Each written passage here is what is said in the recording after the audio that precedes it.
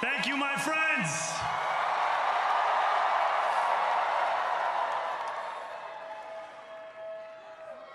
The sun may have set over our city this evening, but as Eugene Debs once said, I can see the dawn of a better day for humanity. For as long as we can remember, the working people of New York have been told by the wealthy and the well-connected that power does not belong in their hands. Fingers bruised from lifting boxes on the warehouse floor, palms calloused from delivery bike handlebars, knuckles scarred with kitchen burns. These are not hands that have been allowed to hold power. And yet, over the last 12 months, you have dared to reach for something greater. Tonight, against all odds, we have grasped it. The future is in our hands. My friends, we have toppled a political dynasty.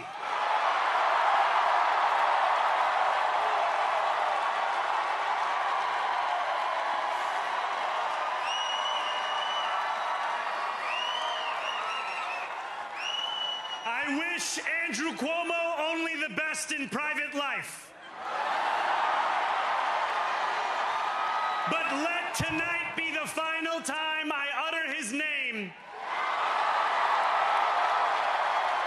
as we turn the page on a politics that abandons the many and answers only to the few.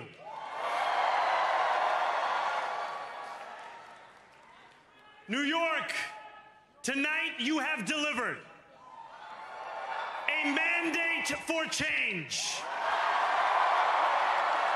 a mandate for a new kind of politics, a mandate for a city we can afford,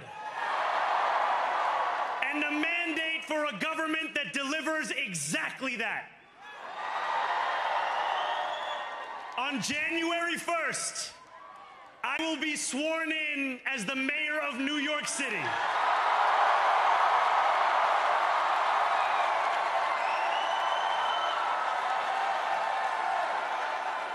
And that is because of you. So before I say anything else, I must say this. Thank you. Thank you to the next generation of New Yorkers who refused to accept that the promise of a better future was a relic of the past. You showed that when politics speaks to you without condescension, we can usher in a new era of leadership. We will fight for you because we are you. Or as we say on Steinway, ana minkum wa ilaykum.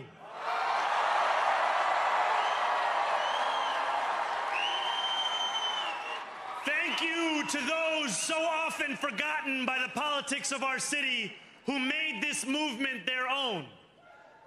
I speak of Yemeni bodega owners and Mexican abuelas, Senegalese taxi drivers and Uzbek nurses, Trinidadian line cooks and Ethiopian aunties. Yes, aunties. To every New Yorker in Kensington and Midwood and Hunts Point, know this. This city is your city, and this democracy is yours too. This campaign is about people like Wesley, an $11.99 organizer I met outside of Elmhurst Hospital on Thursday night. A New Yorker who lives elsewhere, who commutes 2 hours each way from Pennsylvania because rent is too expensive in this city. It's about people like the woman I met on the BX 33 years ago, who said to me, I used to love New York, but now it's just where I live. And it's about people like Richard, the taxi driver I went on a 15-day hunger strike with outside of City Hall, who still has to drive his cab 7 days a week. My brother, we are in City Hall now.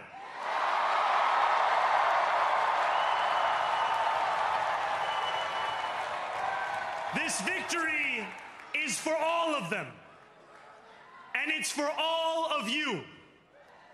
The more than 100,000 volunteers who built this campaign into an unstoppable force. Because of you, we will make this city one that working people can love and live in again.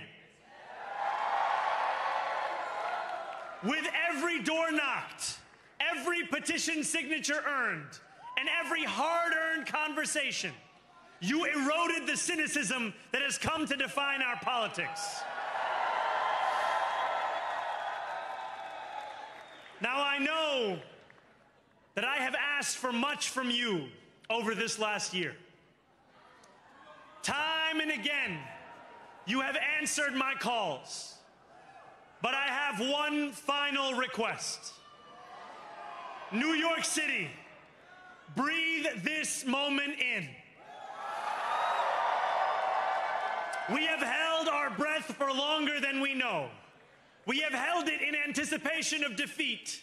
Held it because the air has been knocked out of our lungs too many times to count. Held it because we cannot afford to exhale.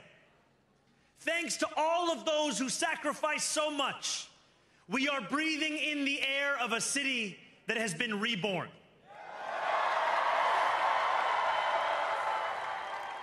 To my campaign team, who believed when no one else did,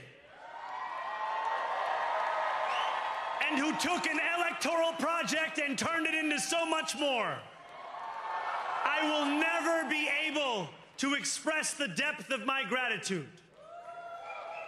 You can sleep now. To my parents, Mama and Baba, you have made me into the man I am today. I am so proud to be your son. And to my incredible wife, Rama,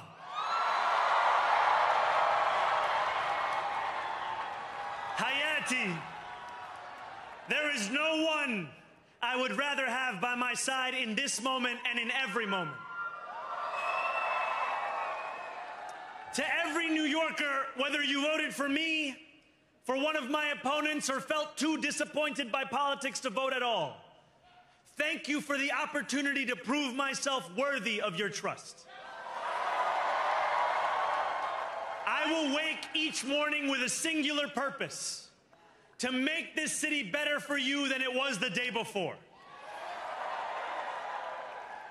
There are many who thought this day would never come, who feared that we would be condemned only to a future of less, with every election consigning us simply to more of the same.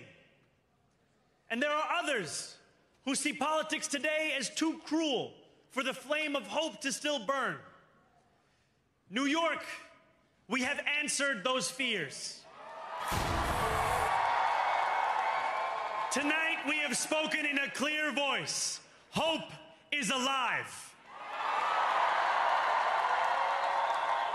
Hope is a decision that tens of thousands of New Yorkers made day after day, volunteer shift after volunteer shift, despite attack ad after attack ad. More than 1 million of us stood in our churches, in gymnasiums, in community centers, as we filled in the ledger of democracy. And while we cast our ballots alone, we chose hope together.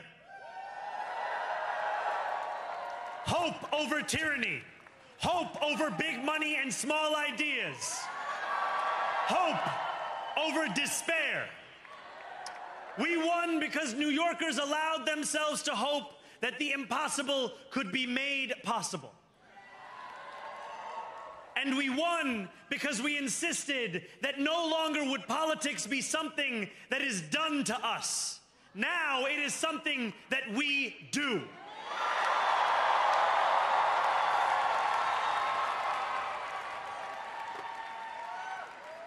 Standing before you, I think of the words of Jawaharlal Nehru.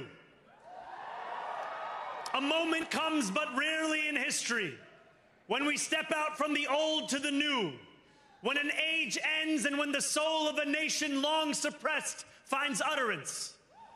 Tonight we have stepped out from the old into the new. So let us speak now with clarity and conviction that cannot be misunderstood about what this new age will deliver and for whom.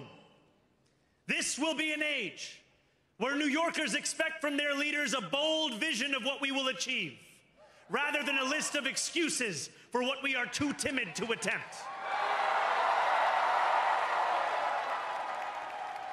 Central to that vision will be the most ambitious agenda to tackle the cost of living crisis that this city has seen since the days of Fiorello LaGuardia.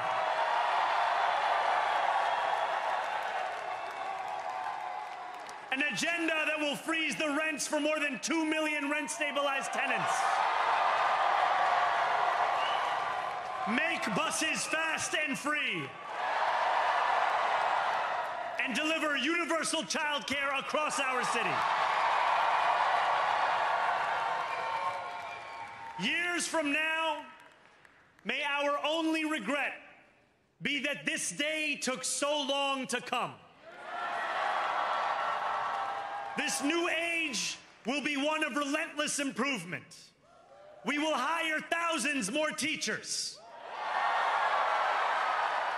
We will cut waste from a bloated bureaucracy. We will work tirelessly to make lights shine again in the hallways of NYCHA developments where they have long flickered. Safety and justice will go hand in hand as we work with police officers to reduce crime and create a department of community safety that tackles the mental health crisis and homelessness crises head on. Excellence will become the expectation across government, not the exception. In this new age we make for ourselves, we will refuse to allow those who traffic in division and hate to pit us against one another. In this moment of political darkness, New York will be the light. Here, we believe in standing up for those we love. Whether you are an immigrant, a member of the trans community, one of the many black women that Donald Trump has fired from a federal job, a single mom still waiting for the cost of groceries to go down, or anyone else with their back against the wall, your struggle is ours too. And we will build a city hall that stands steadfast alongside Jewish New Yorkers and does not waver in the fight against the scourge of anti-Semitism. Where the more than 1 million Muslims know that they belong. Not just in the 5 boroughs of this city, but in the halls of power. No more will New York be a city where you can traffic in Islamophobia and win an election.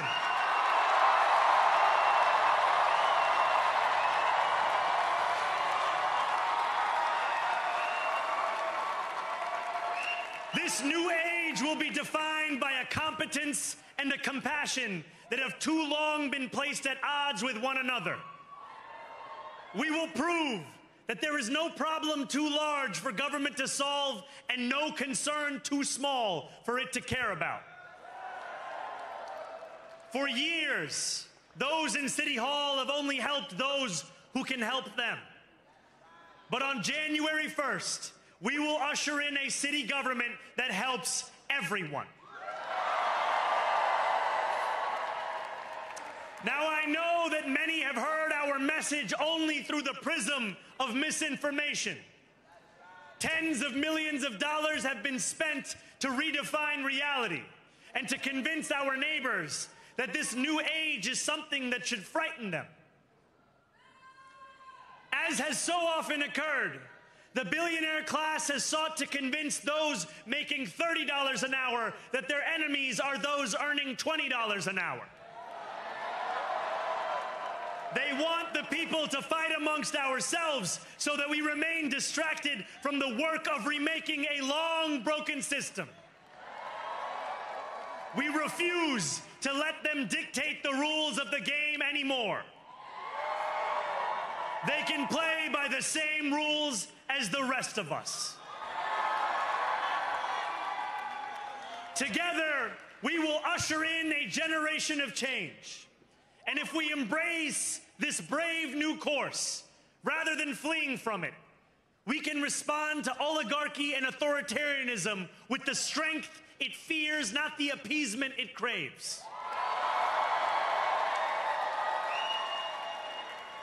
After all, if anyone can show a nation betrayed by Donald Trump how to defeat him, it is the city that gave rise to him.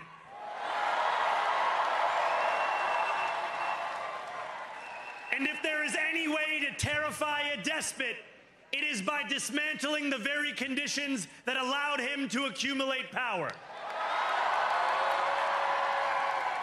This is not only how we stop Trump, it's how we stop the next one. So, Donald Trump, since I know you're watching, I have 4 words for you. Turn the volume up.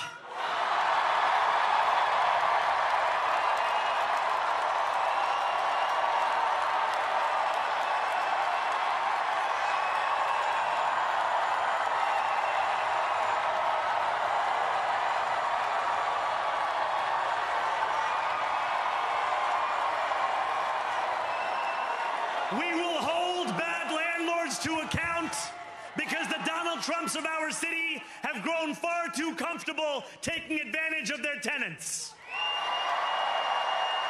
We will put an end to the culture of corruption that has allowed billionaires like Trump to evade taxation and exploit tax breaks.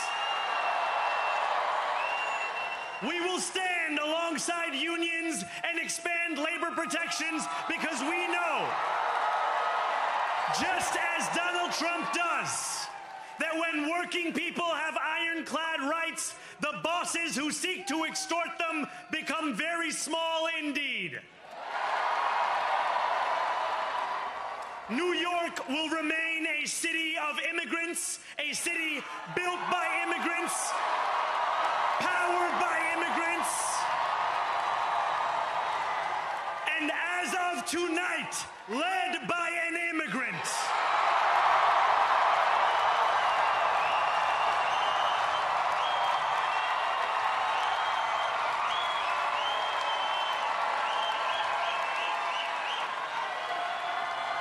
So hear me, President Trump, when I say this. To get to any of us, you will have to get through all of us.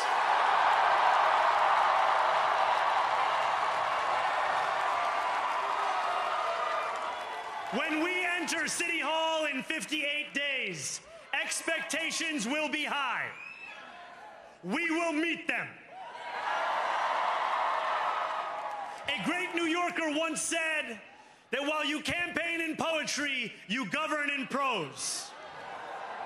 If that must be true, let the prose we write still rhyme, and let us build a shining city for all. And we must chart a new path, as bold as the one we have already traveled. After all, the conventional wisdom would tell you that I am far from the perfect candidate. I am young, despite my best efforts to grow older. I am Muslim. I am a democratic socialist. And most damning of all, I refuse to apologize for any of this. And yet, if tonight teaches us anything, it is that convention has held us back. We have bowed at the altar of caution, and we have paid a mighty price. Too many working people cannot recognize themselves in our party. And too many among us have turned to the right for answers to why they've been left behind. We will leave mediocrity in our past. No longer will we have to open a history book for proof that Democrats can dare to be great. Our greatness will be anything but abstract. It will be felt by every rent-stabilized tenant who wakes up on the first of every month, knowing the amount they're going to pay hasn't soared since the month before. It will be felt by each grandparent who can afford to stay in the home they have worked for,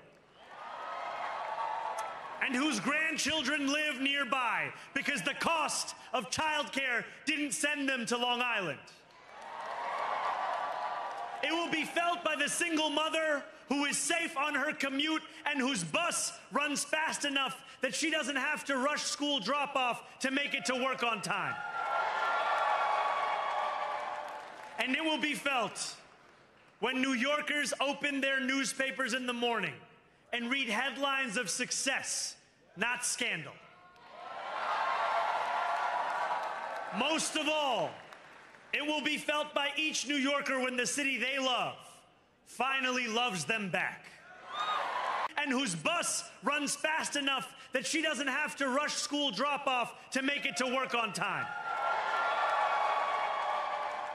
And it will be felt when New Yorkers open their newspapers in the morning and read headlines of success, not scandal.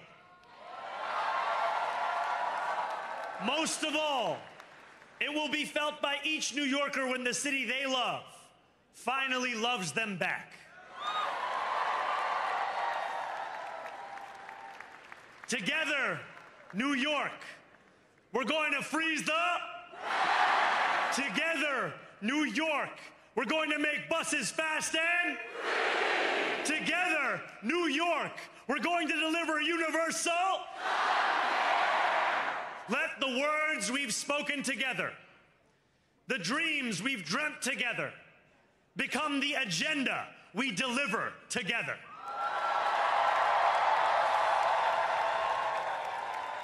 New York, this power, it's yours.